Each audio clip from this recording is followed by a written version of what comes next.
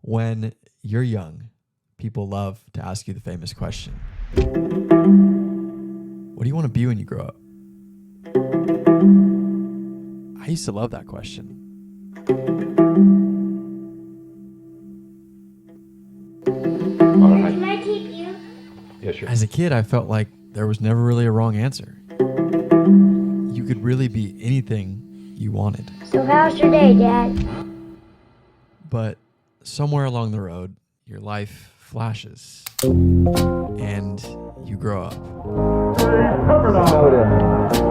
Sam Snowden! And that same question changes a lot. Mr. Snowden, congratulations. Thanks for coming home. Thank you. I appreciate it.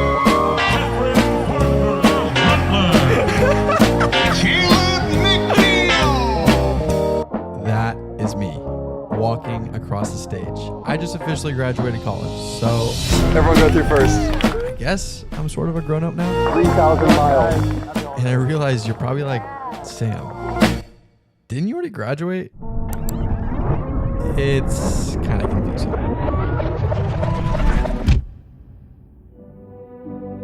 Sam Snowden. Congratulations, Sam. Thanks, Dad.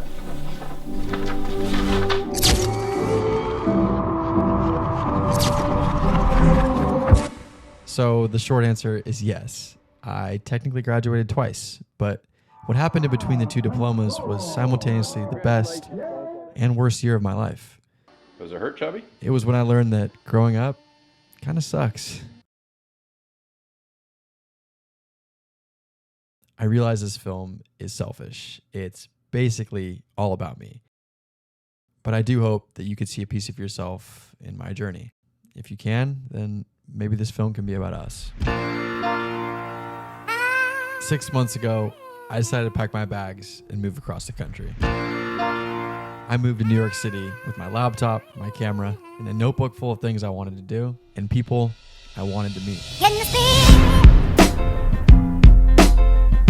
I couldn't have ever expected what was to happen when I moved, but I can now say that it was the greatest decision I've made in my life so far. I've spent the past 6 months building out my dream life.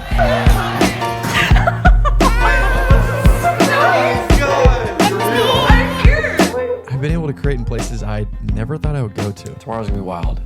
We are hitting 3 different countries, I believe, in one day, which is like hard for my, small brain to fathom. And along the way, I've been able to meet some amazing people. I need a hug, bro! Sam Snowden, I love you, New Year 2022, be the best year of our fucking life. I really do believe that. I believe that 2022 will be the greatest year yet. And I'm actually really proud of myself for once. But it feels like we sort of just skipped to the good part. I gave you what you wanted, the spark notes of a curated story to make you believe that my life is figured out. And that's just not the case. To fully understand how we got here, you need to take a trip back with me to where this story actually started. Picture yourself at 21. 1 week left of college, probably pretty hungover, sitting at your desk with a notebook, a pen, and of course, a super average Keurig cup of coffee. That was me. For some reason, I decided to sit down and basically write a motivational letter to myself. It's honestly a little bit corny now that I'm thinking about it, but in the moment, I was extremely anxious. I felt super overwhelmed, and this was really my formal way of propelling myself into the next chapter of my life. I wrote about a lot of different things, but mainly about building my dream career, and I even threw out some wild goals, like one of them being giving a TED Talk about how Create More changed the landscape of my confidence. And well, okay, hold on. So, Brandon. I know you said you got some things that you don't want to talk about, but is there anything you do want to say you got coming up next, or is that all top secret? I'll say this. A lot of YouTube stuff, and it's not too far away too. So I just not that I'm trying to keep it top secret. I hate when people are like, "Oh, it's too top secret," but we understand. It's you not can't tell tangible people yet, so I too don't want to talk soon. about it. Definitely. Yeah. So you're creating more.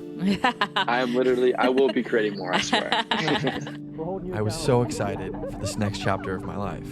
I had an opportunity to tell stories for a living, working alongside a newly made friend, Connor Wolpert. The project was called The Idea Factory, and I can barely describe in words the feeling that I had in the summer of 2020. A lot of people around me didn't really understand what I was doing, but I didn't care. I was hooked. I was ready to go all in. My brother, I appreciate it, man. And yeah, I'm right there with you, bro. Started a new chapter, and just glad, it's been well received, and we're just gonna be us and fucking make this shit happen, bro. So big ideas pop in my brain. I will be calling you. You know the feeling when you start something new, a new job, a new relationship, a new project. The lust of something grassroots, something that's undiscovered. I felt that. I don't know. I just decided that today, February 2nd, 2021, is the day that everything just starts rolling. I quickly became infatuated with the project. And like most 22-year-olds, I struggled with patience. And I wanted things to happen so fast. I was so romantic about what the future could hold, and I honestly became a little bit obsessive over my work. I'm not going to sit here and act like you can manifest everything you want in life, but I will say that writing things down and saying them out loud, even if it's to you, future Sam, then I don't know. Then I feel like it has a better chance of becoming true.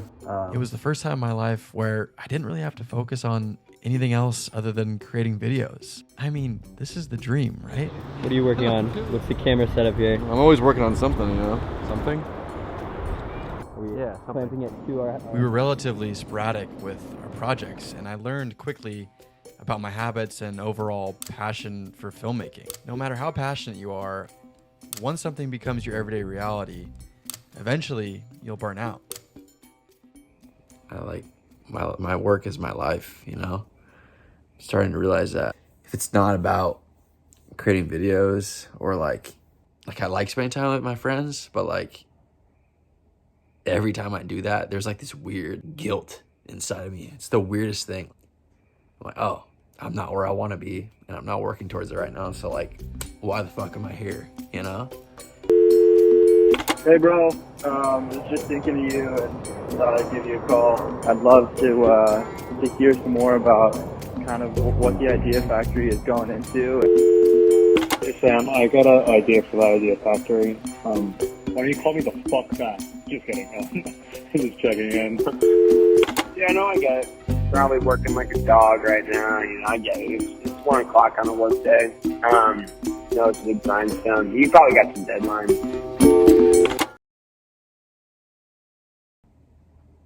It's literally just Connor and I trying to build a community.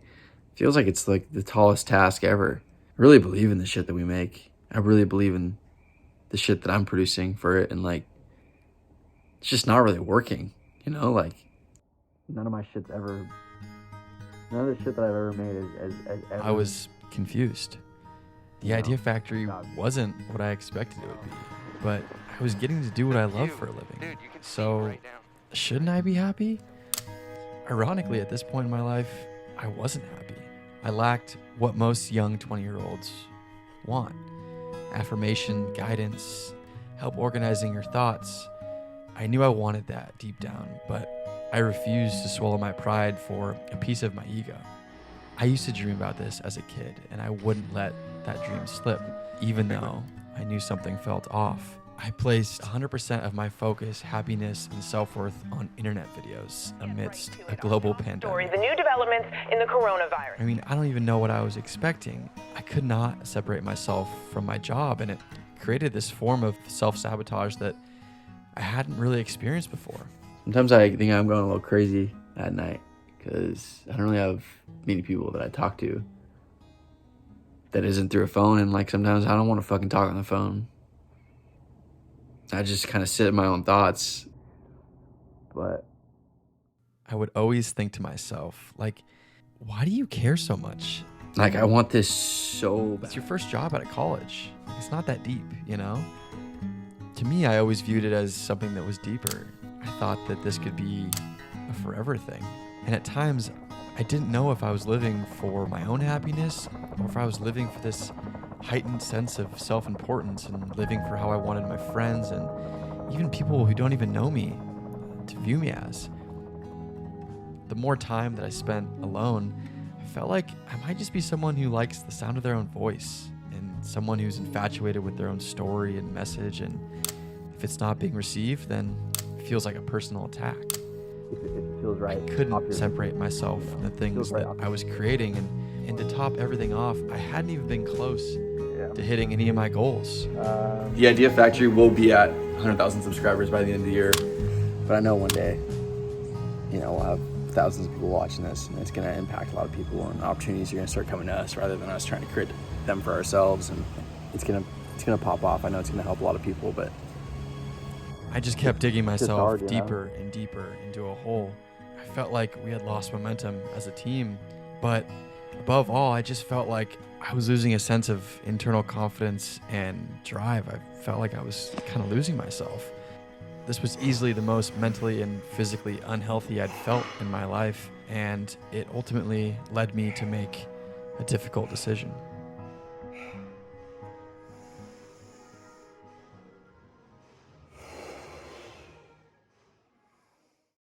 Thank you, bro. I appreciate that. But yeah, that's my update. That's all I got. That's all you got. What do you got going on these days, bro? Well, I'm home. I've been home for a minute, going back and forth between slow, but if you follow me, you know that I was doing the Idea Factory for Yes, sir. Not exactly sure how long, a while. The best way to figure out if you enjoy doing something is to just do it.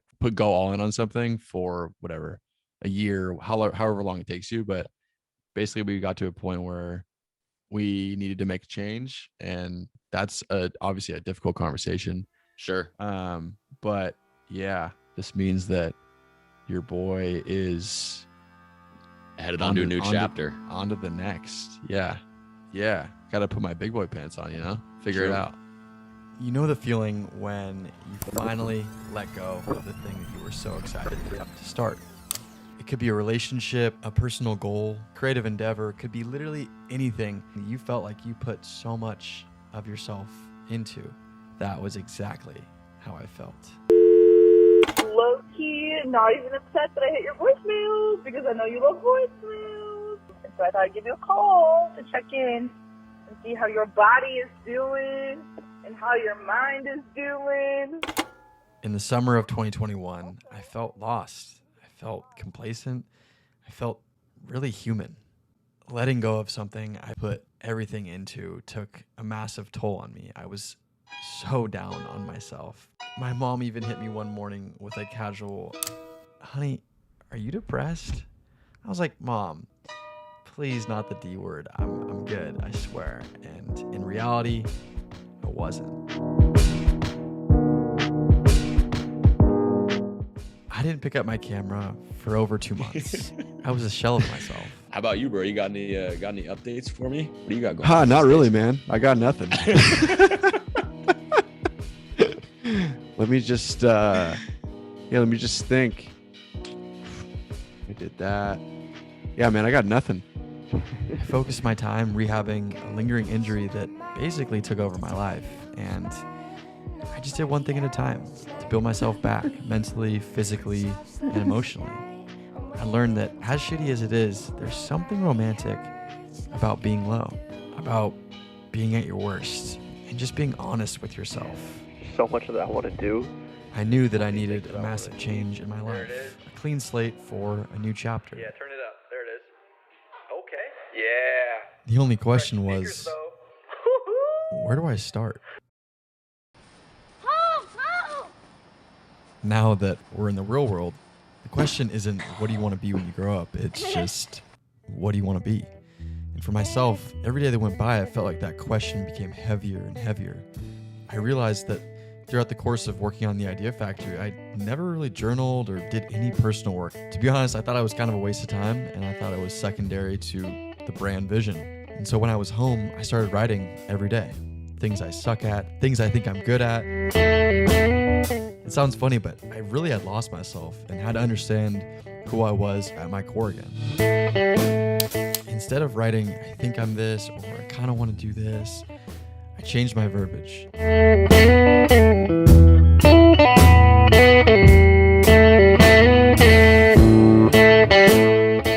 There was a certain feeling knowing that whatever I was writing was protected. Like no one could take that away from me because no one saw it.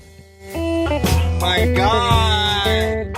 My master plan is in motion. My master plan is in motion. Sorry. I got it! Come on! The real raw side of myself was finally coming out again, and it wasn't through filmmaking, it was through writing. I wrote about the places that drove me to create, to make films. I wrote about the people that inspire me the most. I wrote about the places in the world that would force me to be the most present. And everything would always just lead me back to one place. The kid's moving, man. It just hit me, man.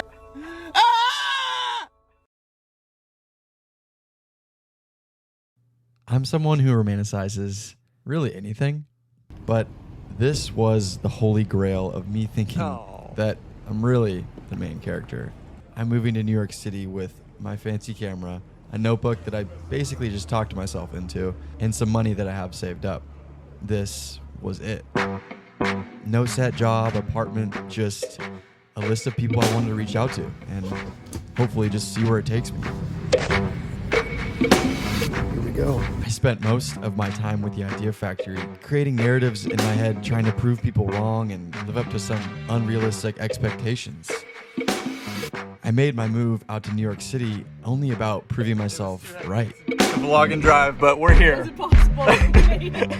Can I just focus on the things that I wrote about? Can I really make it as a creator in one of the most competitive cities in the world? Like, how much do I actually believe in myself? And so technically this is like my first day in New York as a resident. I feel like I can't say that yet, but a soon-to-be resident. I can't stop drinking this coffee because I'm so excited. You see, momentum is a crazy feeling. And for me, the momentum started with some random Facebook roommates who really made the city feel like home right away.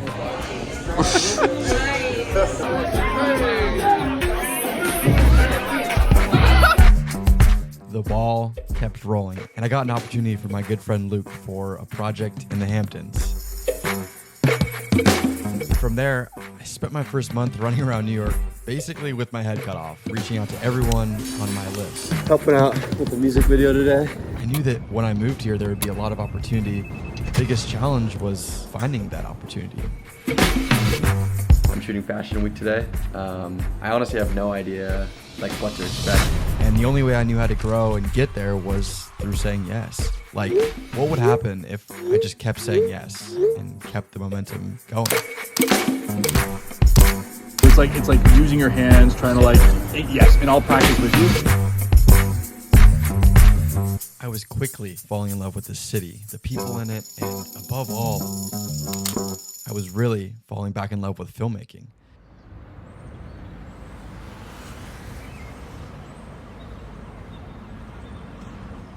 I'm sitting in my room on a Wednesday afternoon, and I get a text from my friend and coworker at the time, Max. I was doing freelance work for a startup, and they wanted me to tag along to shoot behind the scenes. I responded and said yes.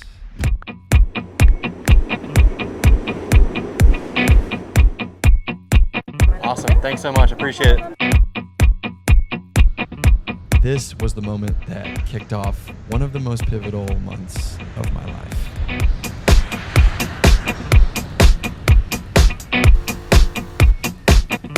Yeah, I'm a little bit in shock, to be honest, just because I moved to New York like a month and a half ago.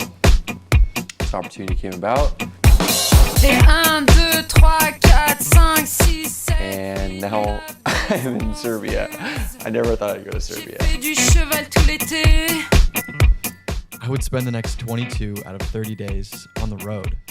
Part of me was super confused how I ended up here, but there's some beauty in being overwhelmed and having to make those decisions quick.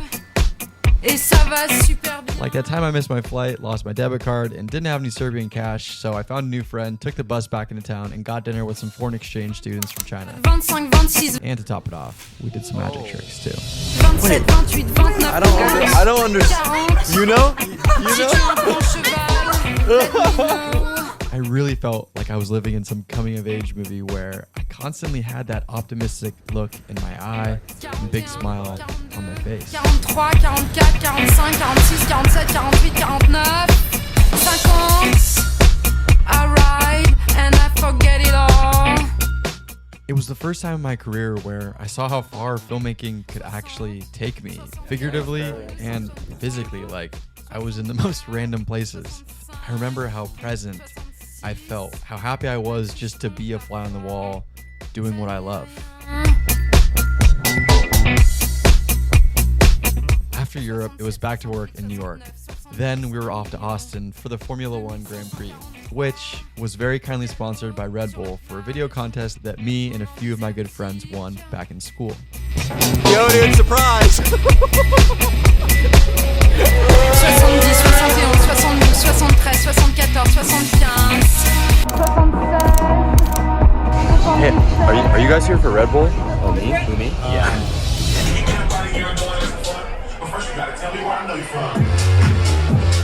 One more time. That's for you. I couldn't believe how fast my life was moving and where I was just a few months ago sulking to my mom and dad about my issues. I felt like I was really growing and finally seeing the fruits of labor pay off. It was just a lot to handle all at once. Like, what was Sam 2 months ago, or Sam 6 months ago, or like Sam on his deathbed at 80, when I'm like, hey Sam, I have a flight for you to London tonight to birthday party this weekend. Like, what are you doing this weekend? Do you want to come?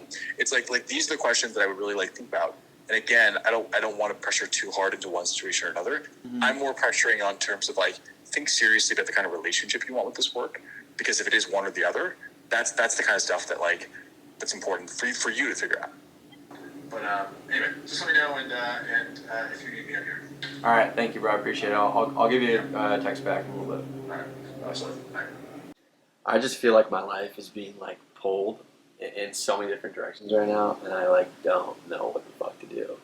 It's like all good stuff. It's just like all at once. Like it's Thursday, 11:37. I've been home for like maybe 48 hours. I get a call. Hey, you want to fly to London tonight? It's hard, you know, those opportunities feel like so romantic, and try and tell this crazy story, but it's like taking so much of my mental. Making all these decisions, like I don't know. This is also like really exciting. I'm gonna call my brother and ask him for advice.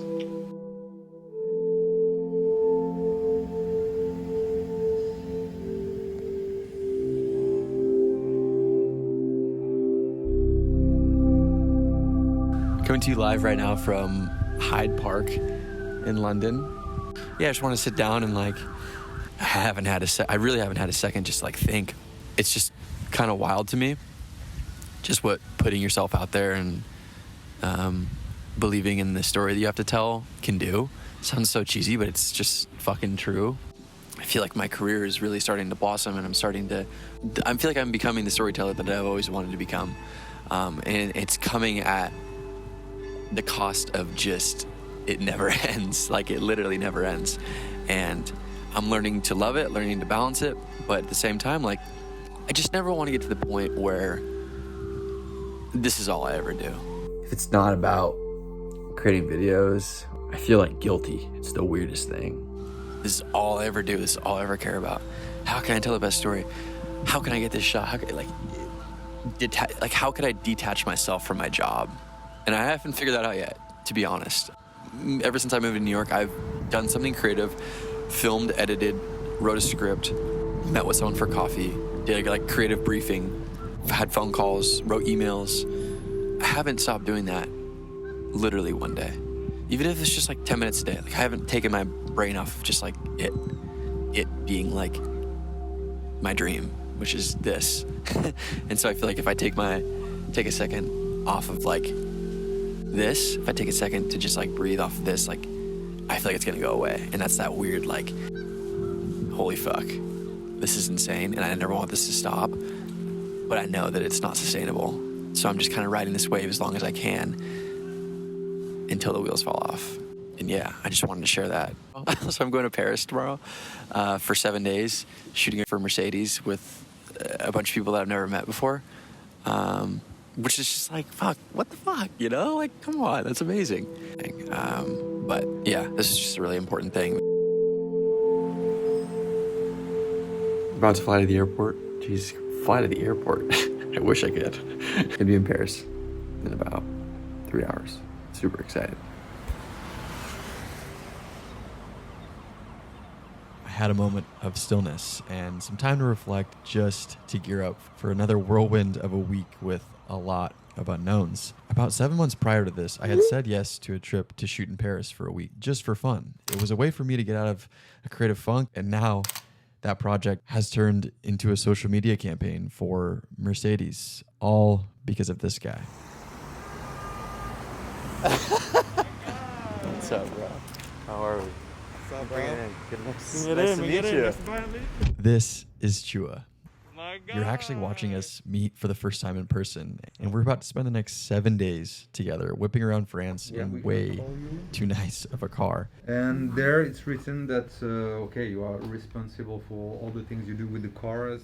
Chua pitched Mercedes on a project showcasing new technology with old-fashioned values for their only hybrid diesel-electric ever manufactured. The plan was to hit some quaint towns outside of Paris for a few days and eventually land back in Paris and finish the shoot with 2 other photographers from Barcelona.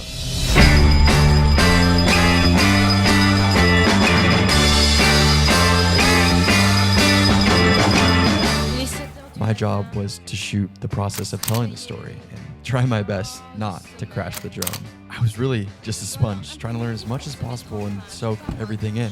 This was a once-in-a-lifetime experience. Generation. Ouais, c'est pas tout à fait ça. Sunrise, we're gonna try and get some kind of like a little moody vibe right now.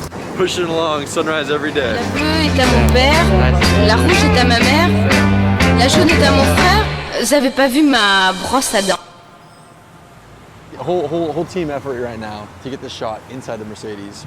So to be shooting through the Mercedes from the backseat perspective, and hopefully this will be like the hero image and something that will turn out to be one of the sickest shots from the shoot.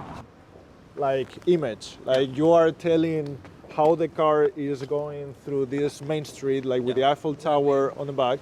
Yeah. You have the interior and then an exterior shot. Yeah, that can be pretty cool. 6 seconds. 2 shots. Okay, 1, 2, 3. Oh, long exposure. Yeah. Oh, another one. Oh, another one. The thing is to think about what we're gonna tell, because what I like to, and I was talking with Alejandro about that.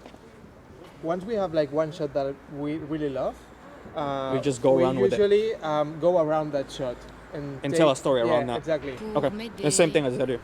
Perfect.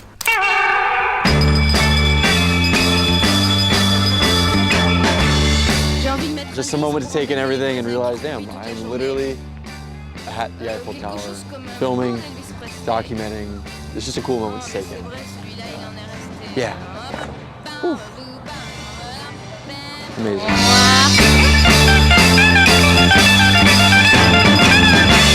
Un peu d'eau sur la figure pour me réveiller. Fuck.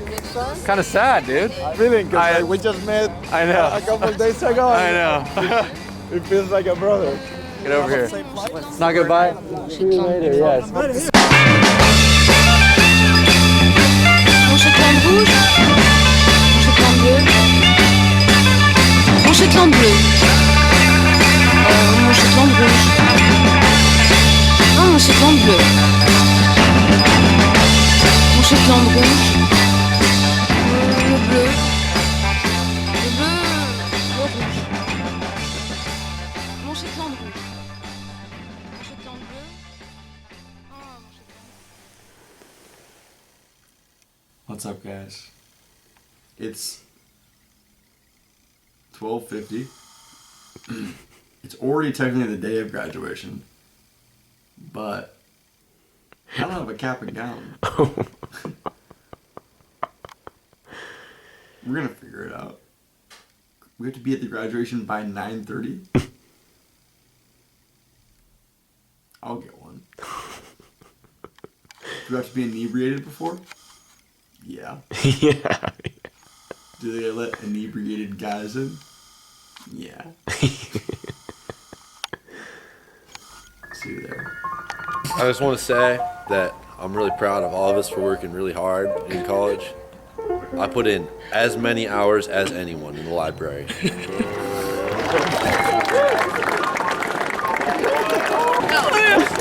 Hey, Sam. Guess what? What? Graduated 2 years ago. Oh my God. Snowden. I've spent endless hours trying to find the words to finish this film, but I can't. Thanks for coming home. I can't finish this film because, to be honest, I don't really know what's next. While my life has changed so much over the past year, moving to New York, building a career from scratch, meeting new friends, eventually taking a full-time job, then quitting, I've done all of it just to land me back in the same place I've been my entire life. Hey guys, what's up? It's Sam. Just wanted to let you guys know that I'm still making videos for my bedroom. Ever since I can remember, I've known exactly what I want to do with my life. Seems to love each other after a week. What? Okay, here, it's on right now. Hey, Sammy. Can I videotape, please? I've known exactly who I want to be. It's a blessing and a curse. It comes with expectations. The self-inflicted pressure of getting to the finish line, knowing that you gave everything you had and lived your truest life. That's pressure that I've created by myself, alone, in a small room, out of thin air. I want to be, I want to be something for someone. Someone that I don't know. I really want to hopefully have an impact on people, and I want to do that through my videos. I don't know exactly where it comes from, but I know that I can't escape that feeling. That feeling has drove me to do things that I could have never imagined, while simultaneously digging me into some of the darkest moments of my life. Well, one thing I just realized is no one will ever really understand how you feel, How do I escape that feeling? Or maybe I should just bask in it. These last few years, I've had to figure that out. I've had to realize that everything that I do from now until the moment that I arrive at the finish line is simply an opportunity, not an expectation. I hope that I can remember that, especially as I get older and grow up. All right, Willie, you want to pitch? Yeah. Okay. Yeah. Dad will take care of it. I don't know if you know how to do this, Sammy. You want to try? Yeah. All right, I'll get in there. Okay, you just see this, and you make sure Jake's in the picture too. So you need to stand back here a little bit. Yeah. Like right here. Okay, so How do we get closer? this button right here, but you don't want to do that because then you won't be able to see him pitch when he catches it. See? Just like that. Okay. So you hold it that level, and you make sure you have Jake in the picture and Dad in the picture. Can you see me in there, Sam? Yeah. Can you see Jake too? Yeah.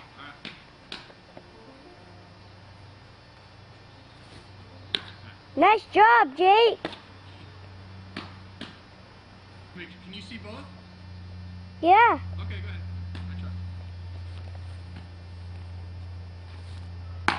Nice. Strike two. Pitch a fastball. How do you turn it off? What's that? How do you turn it off? Right here. I did a good job. Good, Sammy. I'm sure you did.